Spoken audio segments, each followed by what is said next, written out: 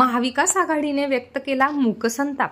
राज्यकर्ते असंवेदनशील, फडणवीसांसह राज्य सरकारनेच राजीनामा द्यावा। जालिंदर बुधवत।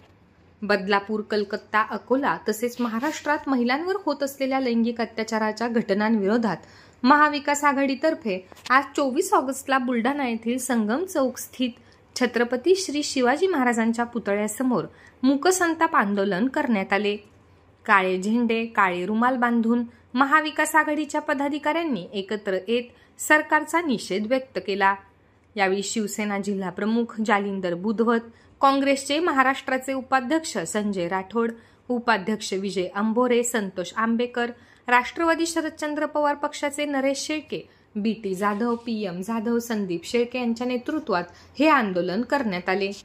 महाराष्ट्रात महिलांवर होत असलेल्या लैंगिक अत्याचारांच्या घटनांविरोधात महाविकास आघाडीतर्फे आज दिनांक 24 ऑगस्टला महाराष्ट्र बंदची घोषणा करण्यात आली होती।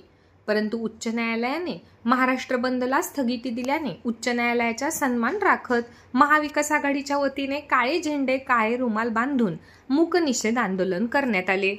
यावेळी शिवसेना तालुका प्रमुख लखन गाडेकर, डॉक्टर मधुसूदन सावळे, अशोक गव्हाणे, काँग्रेसचे तालुका प्रमुख सुनील तायडे, शहराध्यक्ष दत्ता काकस, सुनील सपकाळ, सतीश मेहेंद्रे, अशोक जयस्वाल, शैलेश खेडकर, राष्ट्रवादी शरदचंद्र पवार पक्षाचे उपाध्यक्ष भगवान शेळके, तालुका प्रमुख तुळशीराम काळे, आशिष खरात यांच्यासह महाविकास आघाडी व मित्र पक्षाचे पदाधिकारी व कार्यकर्ते मोठ्या संख्येने उपस्थित होते। देशात राज्याच्या एकूण नावलौकिकाला अशा घटनांमुळे धक्का लागतो आहे। राज्य सरकार असंवेदनशील आहे, त्यामुळे गृहमंत्री देवेंद्र फडणवीसांसह राज्य सरकारने देखील राजीनामा द्यावा अशी मागणी शिवसेना ठाकरे गटाचे जिल्हा प्रमुख जालिंदर बुधवत यांनी यावेळी प्रसार माध्यमांशी बोलताना केली।